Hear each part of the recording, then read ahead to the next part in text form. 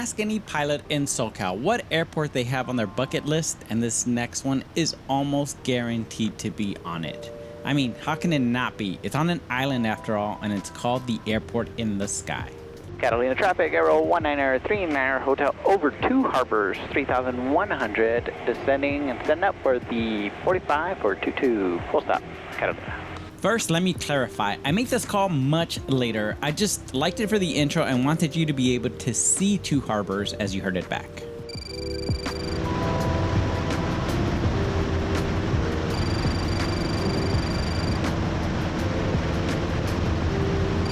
Now, we don't know how we thought on our first version of Catalina's Where's Transient Parking that a 3.5-minute video was enough time to showcase one of the most beautiful airports of really anywhere. But we're back to make things right. We'll discuss the first thing you must do after parking, what list you don't want to end up on, and we'll show you a must-do spectacular hike, all as we visit Catalina Airport in Catalina, California. Fun fact, our home airport of Corona and Catalina share the same frequencies, so we will occasionally hear traffic from here. Traffic 63482, 2,700 descending. Gonna circle the field, fly over the field after left downwind for runway 25. Cross.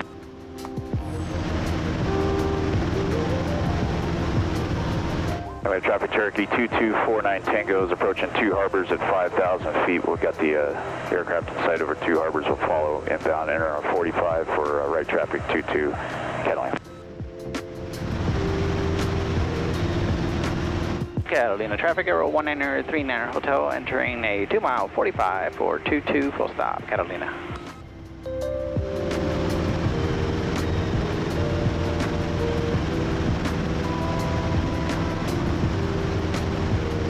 July 30th, 2011, Irene buys me a Discovery flight from the very airport we're actually hangared at right now. Who would have thought? It's crazy. The Discovery flight was our first time we were ever in a small airplane, and it was a flight around Catalina Island. We remember vividly flying around the back and seeing how blue the water was, almost like we were in some exotic island. Don't worry, we'll fly back there at the end of this video to show you exactly what I'm talking about. It was amazing, but that one flight was all we could afford at the time, and the thought of owning a plane was a pipe dream. That was until, fast forward almost 11 years to August 26, 2022, and this was the first airport outside of my training airport of Chino that I landed at as a student, with Justin of course, and I credit him for having that much trust in me to attempt an airport that a lot of flight schools won't let you go to without a checkout. So yeah, every time we come here, I think of that first Discovery flight, my first time landing here as a student, and generally how never in our wildest dreams did we think I'd be a pilot, let alone us as aircraft owners. It's pretty crazy. And here's a mistake that I think a lot of pilots do when they fly out of untowered airports, which is call out their own airport. Catalina traffic, Aero 1939 hotel, entering the right downwind, 22, full stop, Catalina, Corona. Something to keep in mind that is highly advisable when flying to Catalina is to carry life vests, because you will be outside of glide range from any coast. We have the inflatable ones that we wear when flying, but even the cheaper foam ones will do, just put them in the back seat. The other thing you want to do is keep an eye out for boats if you do have to ditch, because you want to be as safely close to them as possible in that event. So a little history on Catalina. It was built up as a tourist site in the 1920s by William Wrigley Jr. Yeah, that Wrigley, the chewing gum company. And in 1941, his son Philip built the airport and called it Buffalo Springs Airport. As with most airports during World War II, the military took it over as a sub-base for Marchfield. Catalina traffic, Aero 39 hotel, turning right base, 22, Catalina. The predecessor to the CIA put debris on the runway so no enemy aircraft could land on it, but after the war in 1946, it was opened for public use and officially called Catalina Airport. Today, the airport is a class Golf with one runway, 0422 at 3,000 feet at an elevation of about 1,600 feet. Now, there is a tower, but it is not for air traffic control. It's where you pay your fees and can ask questions like where to park. More on that later. Catalina traffic, Aero 39, hotel turning final, 22 Catalina. If you are landing runway 22, know that right before touching down, you might only be able to see the first 2,300 feet of runway since it upslopes 2.1%, which has definitely scared some pilots. Just know you still have another 700 feet when it levels off. And finally, the hours of operation are between 8 a.m. and 5 p.m. year-round, and there are no lights on the runway. We always schedule to leave at 4 o'clock. In case we have any issues with Hannah or the weather turns, at least we have an hour to make accommodations to spend the night. Now there is a landing fee, and for single engine piston it's $38, which to some might seem steep, but we did a deep dive into what these fees are used for, and really there's a lot to it. We could spend a whole video just talking about this topic, but in a nutshell, in 2019, the Marines and Seabees, who are part of the Navy, aided in the reconstruction of the runway. Quick side note, keep a mental note of this hiking trail. We'll bring that up a little later. So prior to 2019, Catalina was spending $250,000 a year to patch their runway since it was asphalt. But the Marines, who are experts with concrete, changed it to concrete during the reconstruction. And it's because of this that they expect it to last for 75 years with an estimated 40 operations per day.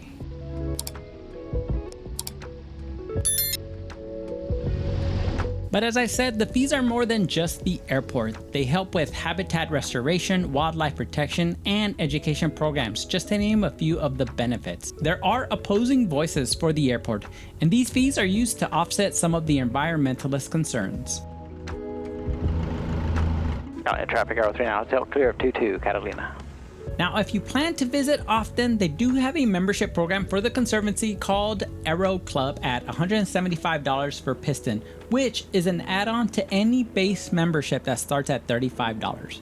I won't pretend that I was always happy to spend $38 per visit, but when we think about everything they do, we might just sign up for that membership now. Oh, and you get a free cookie on every visit. Today was just a beautiful day, clear skies, but it is an island and you have to consider the marine layer, which can at times be below the runway, which makes for a spectacular view. The average temperatures year-round are highs between 63 and 72 degrees, which is just perfect, especially for hiking. There are two instrument approaches for those cloudy days, the GPS Alpha and GPS Bravo, which pilots might know mean that they are not straight-ins. I've never done either since my conservative nature means I just don't mess with the weather when flying over the ocean and onto a runway considered to be like landing on an aircraft carrier. But if you're on a VFR arrival, the suggested course is to fly over two harbors and then make a 45-degree entry for right traffic for 22 like we did here today. It was such a nice clear day, it was no wonder that parking was almost full. But if you get there and you don't know where to park, you can always reach out to Unicom, and the gentleman in tower will help you navigate to a parking spot. In general, pretty much the entire middle field is open for parking, and it does have cables for tie downs, but you must bring your own straps. And one of the most important things to factor in is that the airport has no fuel. So when you plan your fuel requirements, do it for a round trip. So the first thing to do when you land is go pay your fees. And in case you forget, there will be signs that will remind you, go pay your fees. There is a shuttle that will take you to either Two Harbor or Avalon. It's not cheap and you must reserve ahead of time because it can get full pretty fast. And while you're at Tower, take a moment to enjoy the panoramic view of the entire airport.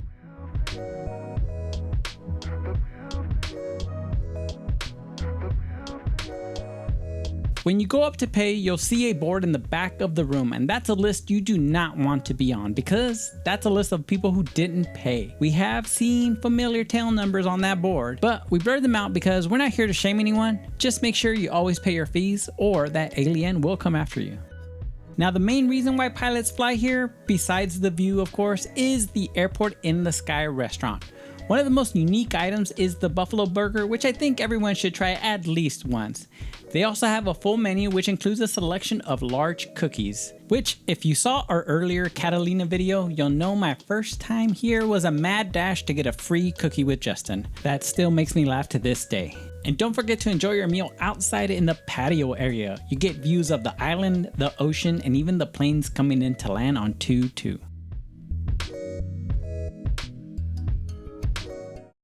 This is probably our 4th time here, and our first time coming prepared for a hike. If you're an avid walker, we can't recommend the airport loop enough. It's almost 3 miles long, so it's not necessarily short, but it's not too long either, and you get to have views of both sides of the island, with a lakeside bench stop. Even better though is the ultimate view of all the planes coming in to land on 2-2. They literally fly right over the trail, which is just spectacular. Make sure you have water and good hiking shoes though, as there's one portion that even though it's probably only 4 to 6 feet high, it's like you're climbing or descending completely vertical. Between the highest to lowest point is 351 feet. It's fun walking down. It's a little more work walking back up.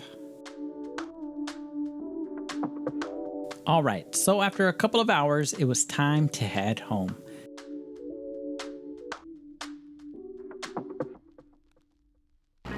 Catalina traffic, Aero 1993 Manor Hotel, taxiing from parking to runway 22, Catalina. The departure can be a little tricky.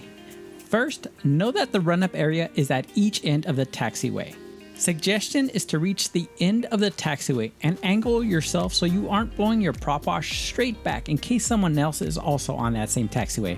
Now deciding how to depart comes down to the strength of the winds. If the winds are calm, 0-4 is an easy decision with the downslope. But if the winds favor 2-2 with at least 5 to 8 knots, then we depart uphill on 2-2. But that is strictly dependent on the performance of your aircraft. The windsock is also a great real-time indicator of the strength of the winds and direction. It literally changed directions from our taxi to our departure, and we made sure to again look at that windsock to confirm our decision for runway 22 right before departing. Don't forget the most important part though, matter of fact, it's mandatory. Announce your departure, which again, you're an amazing pilot, so you do that anyways, right? And you're going to want to taxi very slowly because even though the runway is meant to last 75 years, the taxiway, not so much, and you'll feel the bumps all the way. We even call out a pothole at the end of our taxi.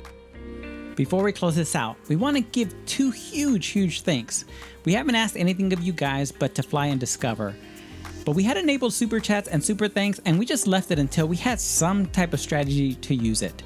2 weeks ago on our Camera Reel video, we got a super thanks, our first ever, from Chris at ChrisHope7086, which it really just blew us away. We literally couldn't believe it. And then shortly after that, another super thanks from Tony at CatDRL2. We felt like we were on top of the world. And then last week on our John Wayne video, Chris came in again with another super thanks. To be honest, we weren't ready for it because we were just not expecting it. But we knew the least we could do right now is to showcase both of you and thank you so much. The feeling of someone being compelled to pay us for something we have created from scratch was probably the richest we have ever felt, especially since our goal really is to grow this channel. So again, thank you, Chris and Tony. Catalina traffic, Aero 1939 Hotel, taking runway 22 for right downwind departure, Catalina. Catalina Airport really is such a unique experience, and it's unlike any other airport. And since my first discovery flight over 14 years ago, this day would be the first day that we would fly around the island, and it would look just as beautiful as the first time. Now, we would have loved to do just a tail cam all the way around, but then you would just be looking at the ocean the majority of the time.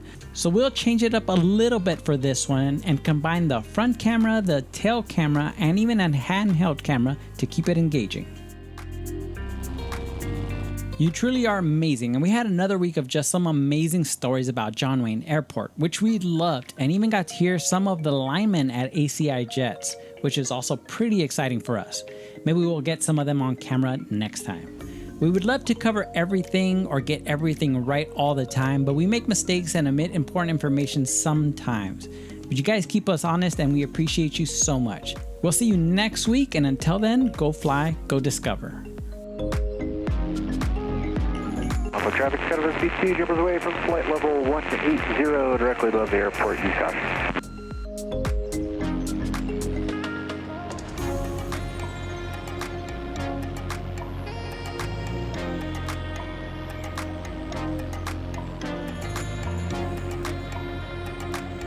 Catalina traffic, Aero 39 Hotel, turning right crosswind 22, Catalina.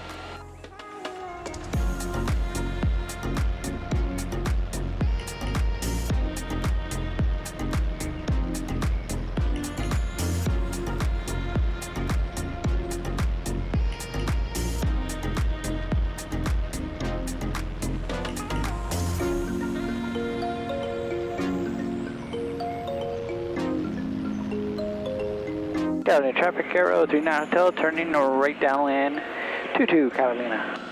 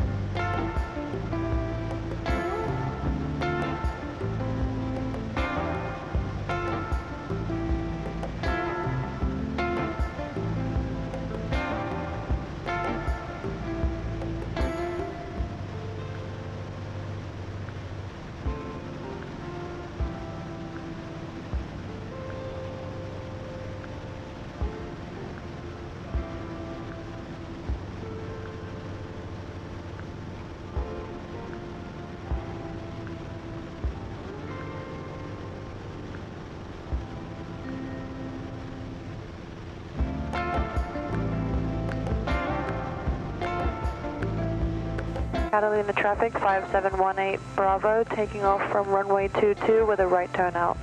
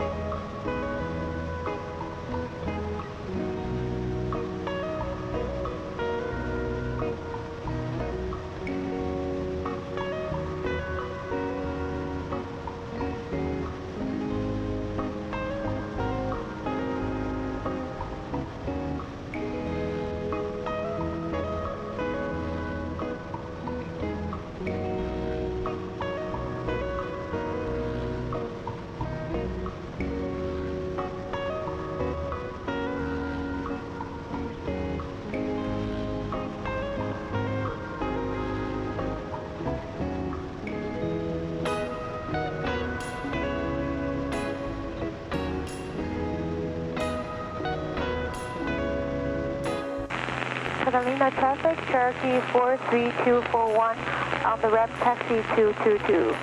Catalina traffic.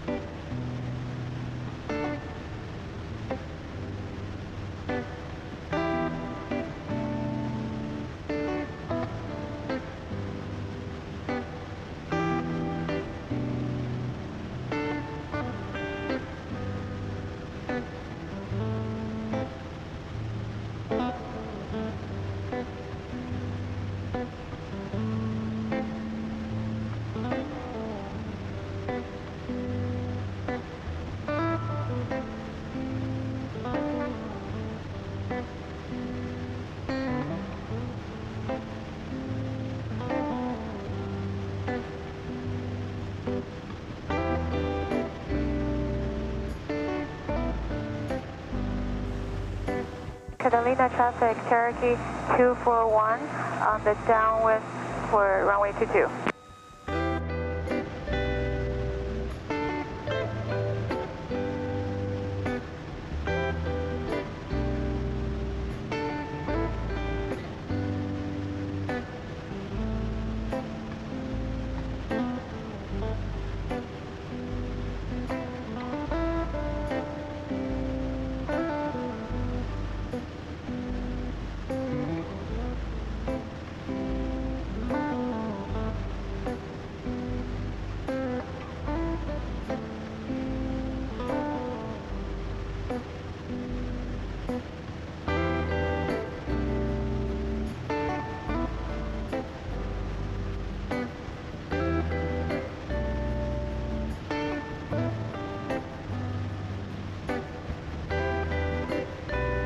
Catalina traffic, Cherokee 241, turning base, runway 22, Catalina traffic.